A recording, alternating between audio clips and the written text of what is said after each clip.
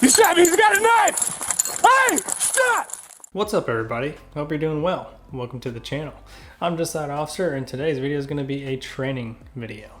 Now in this video we're not going to bash the officer for what happened, but we are going to learn from it. Just like he already probably bashed himself after the incident, just like I have done before and many other officers have when they make minor mistakes on incidents. You reflect back on it like, come on man, I should have done that. So in this video it comes out of Hillsborough County, Florida. So this incident involves a Baker Act situation. Basically, deputies are called to a facility, mental health facility. They are there to help evaluate a subject who possibly needs to be placed under a Baker Act. Now, if you don't know what a Baker Act is, basically it's an involuntary placement under 72-hour watch of a mental person that's suffering from mental health illness.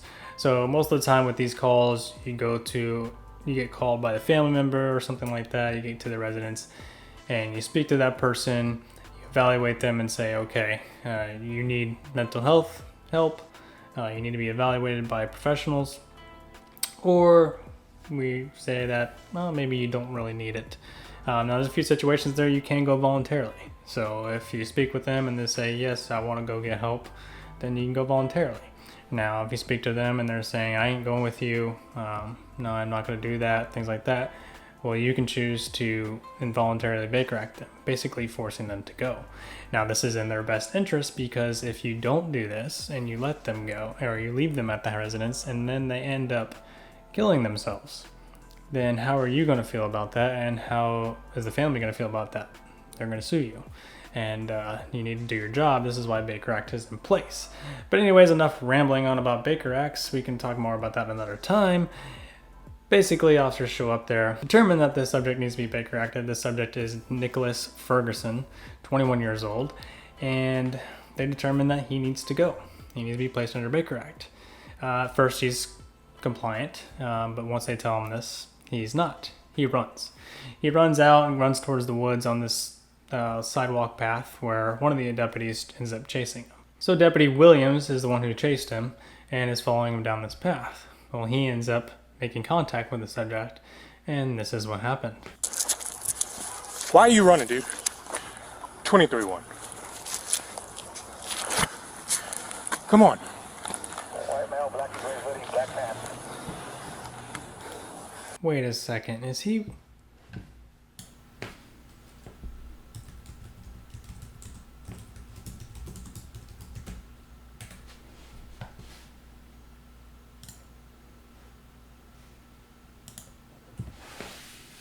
Son of a gun. Should have known you couldn't trust him in the first place because he's wearing Logan Paul's Maverick clothing. Come on, man. Are you scared? Yeah.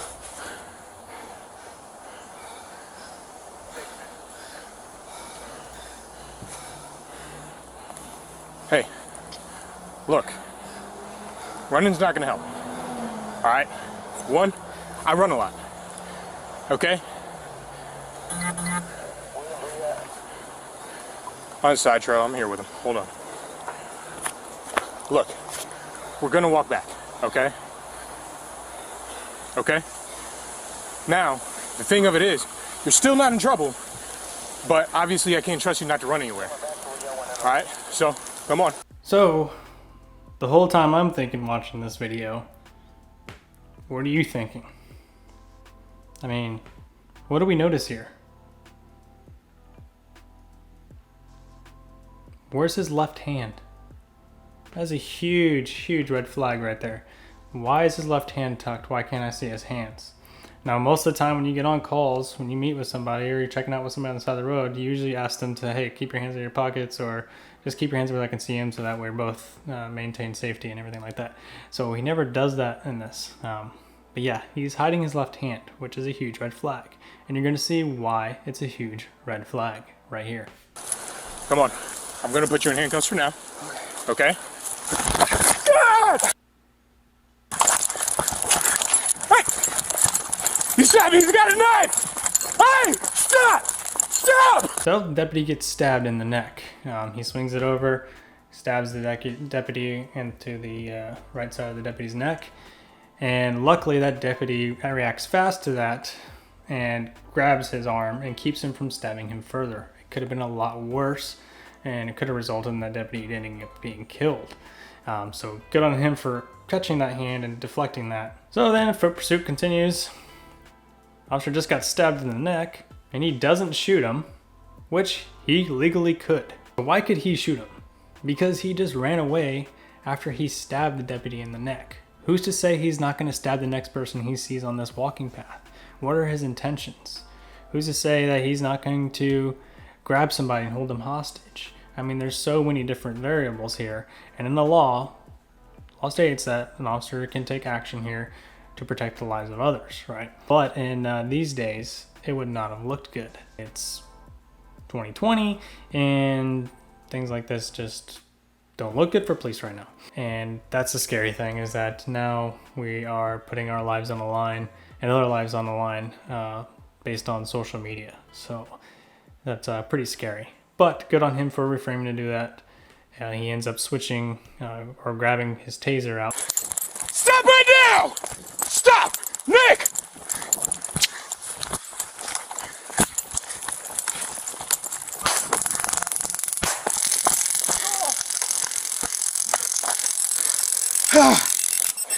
Stop! Stop right now! Put it down! 2 pops for show. So first pop didn't get a good connection. Second pop did. And he drops like a log. So that was good. Solid contact there. And wait a second. Is that the new Taser 7? Oh yeah. Oh yeah. That's a beautiful looking taser. Anyways, back to our video. As you can see, he gets tased, drops to the ground. And you also can see that this officer has his gun in his left hand. And what does he do with it? He puts it on the ground. Highly, highly recommend that you never do such a thing.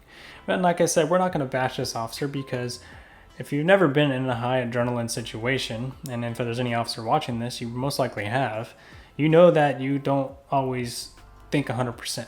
Your adrenaline is through the roof. You're super focused on your subject. It's called tunnel vision, and you kind of sidetrack those little things like that. But just think about that all the time. Usually if you're mentally train yourself, you are going to avoid doing that when it actually happens. So I recommend holstering up your gun and never putting it on the ground, because although this taser had contact and it did work, it could have lost contact. He could have get back up and try to come after you and stab you, and could have got several stabs in before you could defend him off. And if your gun's still sitting on the ground, you're in a lot of trouble. Or he could get the gun. He can get up, see the gun, grab it real quick, and then you're defenseless. So just things to think about there. Drop the knife! Throw it to the side! Put your hands behind your back! Put it behind your back right now! Put your hands behind your...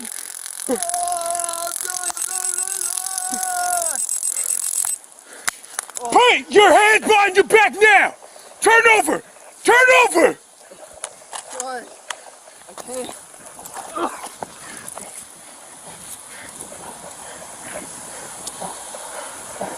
Julia 33.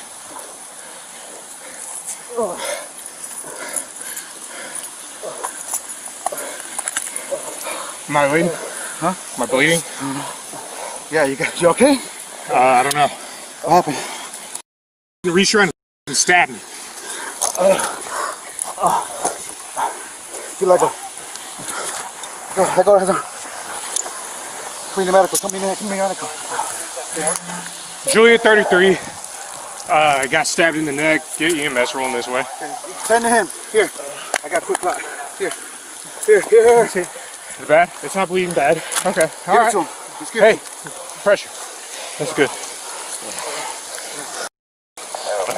Stay with him. No, I got you. Stay with him. Here. I'm good.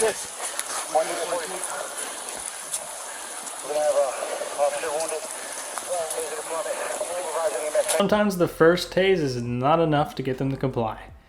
But that second one really woke him up and said, okay, I had enough. I'm putting my hands behind my back.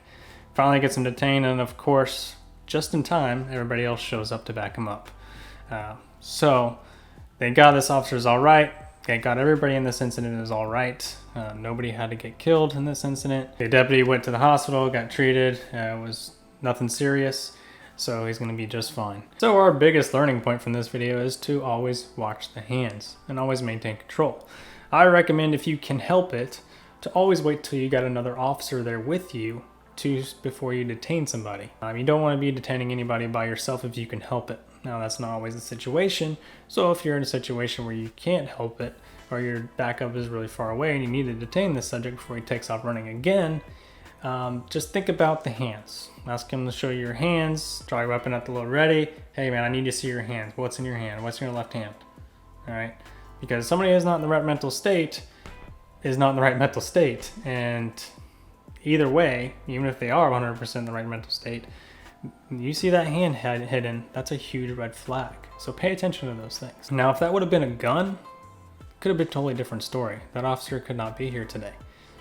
It's highly likely. It's happened in previous incidents. Always watch the hands. The hands are the things that can kill you. Somebody kills you with a karate kick to the face, that's pretty impressive, but watch the hands. Another thing I'd say is that if you see that hand is hidden, go for that arm first, all right?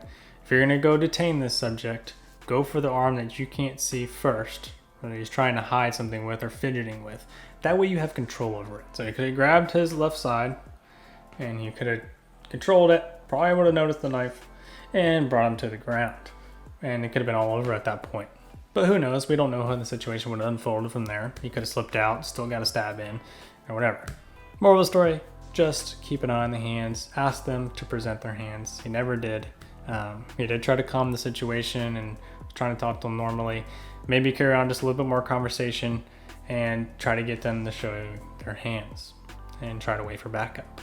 Also, those poor Hillsborough guys gotta wear white uniforms all the time. That's their patrol uniform. I mean, that thing's gonna constantly be dirty, man, with all the stuff they're dealing with. But anyways, guys, I really hope you guys enjoyed today's video. I hope you have a fantastic week, and we'll see you in the next one. Bye.